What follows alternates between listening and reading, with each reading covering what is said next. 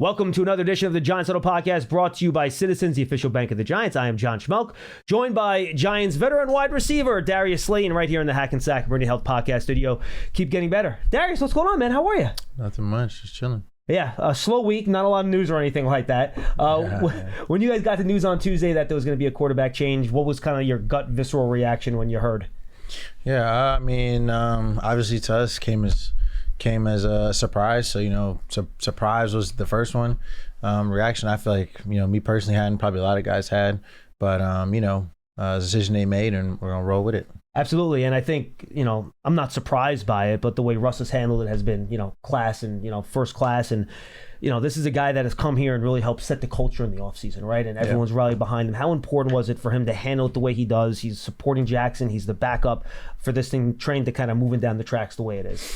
I think it's huge. I think obviously somebody who's had the success he had in the career that he's had, very easily, this could have been something that he could have, handled in a nasty fashion or in an unclassy fashion. But, just kind of shows the person he is, the way that he's handled it.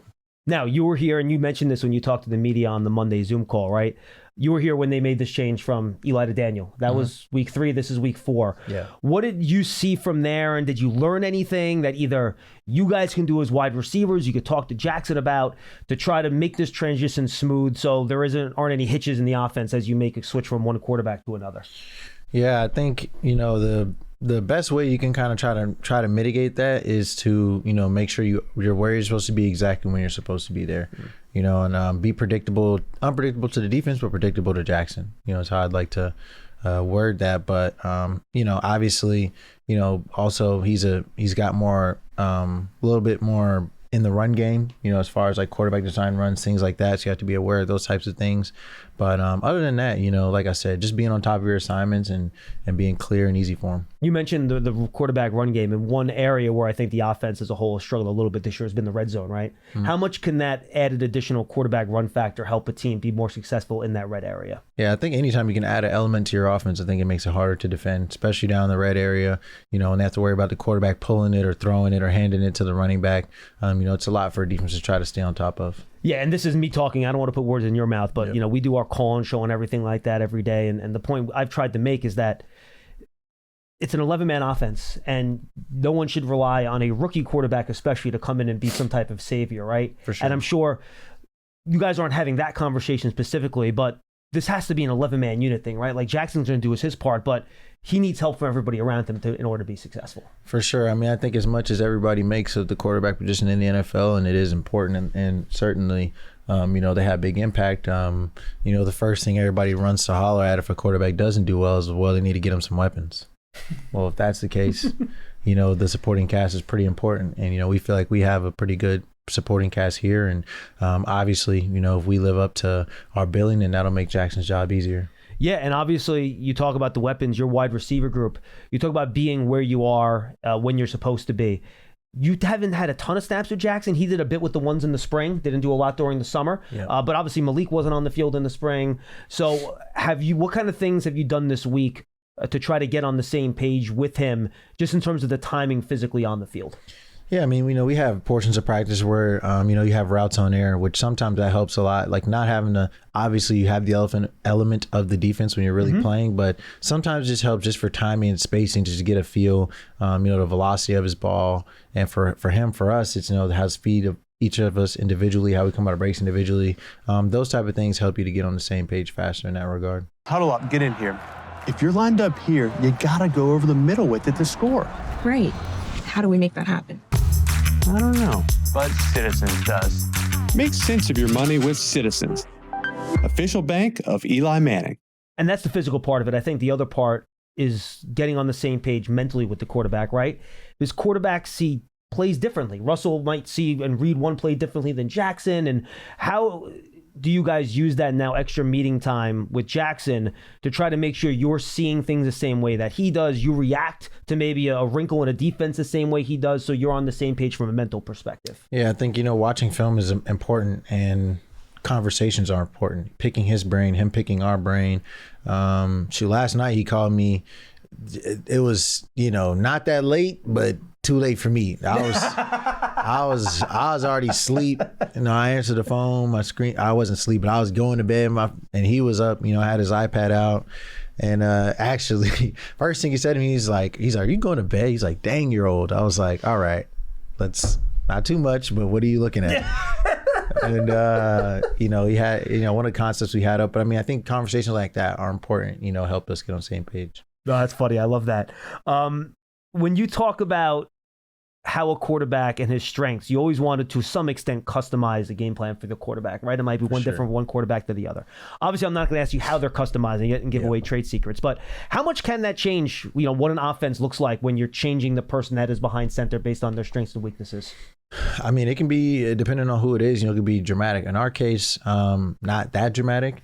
I think a little bit, because you try to do things that your quarterback is comfortable with or familiar with, whether that be somebody like Russ who's been in the NFL for a long time. There's things he's done other places that he's familiar with that you try to implement a little bit. And in Jackson's case, you try to implement, stuff from, he's just out of college. So maybe he has a concept or two here or there that he likes, or a run scheme that he likes. And you try to do those things, but also to remain within the offense that you already have established. What is it about Jaxson, the person and the player, you can hit both, that gives you in the locker room the confidence that you have in him, that he can come in and get the job done as a rookie, which we talked about can be really tough?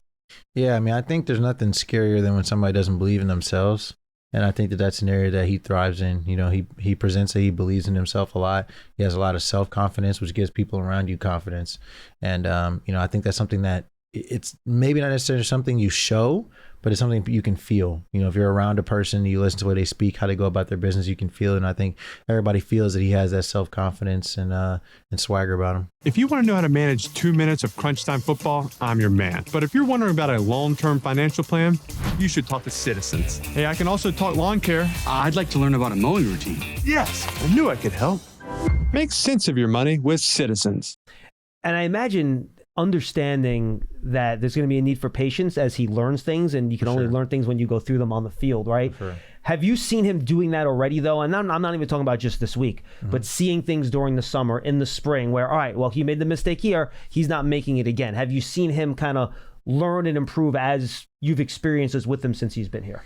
Yeah, for sure. I think, he's kind of, from his college days, he's always kind of played a physical, so where I use brand of football, but I think in the preseason, he tried to run a guy over or something like that, and we were just like, hey man, like but all your life, you're playing football, but like when you get to the NFL, like you're playing quarterback now. So it's a little different, you don't need to take those big shots. If you got the first down, get down. But I think he's done a good job of making, slight adjustments as he learns along the way. We're recording on Thursday. It was raining. This was the perfect day to go out there and do the full slip and slide that you got to get down there and go 10 yards at a time. Yeah, today would have been a good day to get some shots up. For sure. Absolutely. All right, real quick on the opponent matchup. You look at the way the Chargers play defense, and last week you guys saw a ton of umbrella, 2 safeties deep. They were not going to let you get behind them in coverage. I think that's what we've seen from the Chargers for most of the season as well. So how does that change for you as a wide receiver when you have a defense that always wants to try to keep a cover over the top of the defense? Yeah, obviously as receivers, we want to make big plays down the field. We want to get shots up because, who doesn't love a long ball? But at the same time, I think that's a good thing for our offense. If they want to stay deep like that, then, Motor and Scat and Tracy and our other backs, they'll have a field day. I think that at the end of the day, when you're trying to win a football game, it doesn't really matter who's the person that's, making the big plays or going off. It just matters if we're, as an offense, rolling and being efficient. And I guess for you, that's the impact of the run game, right? For the receiver, if they're going to have light boxes on early downs, if you can run the ball, that changes the whole calculation of the game for a wide receiver, right? 100%. All right, final question. When people talk about a team playing zone, I think they feel it's like, when I was playing street football as a kid and everyone has an area and that's what they're playing.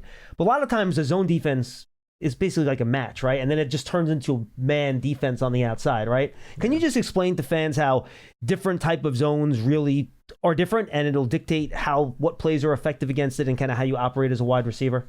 Yeah, so almost every zone nowadays has some form of principles to it that are not just you drop over here at 5 yards, you drop back here at 10, you drop in between the hash of numbers at 6. Almost everything There are certain defenses that do that, and they call it spot drop. You know, where you're just dropping to a spot. Cowboys do a lot of that, actually. We just saw in week 2, right? Yeah, exactly. But most other defenses that play zone, they have some type of match principles where if number 2 goes out or number 2 goes vertical, that elicits a response from the corner, from the safety, so on and so forth. So, you know, a lot of times, you know, you might see a shell in a game and, you know, you might be like watching it and be like, oh man, they're playing, you know, whatever, cover 4. Like, why don't they just do this?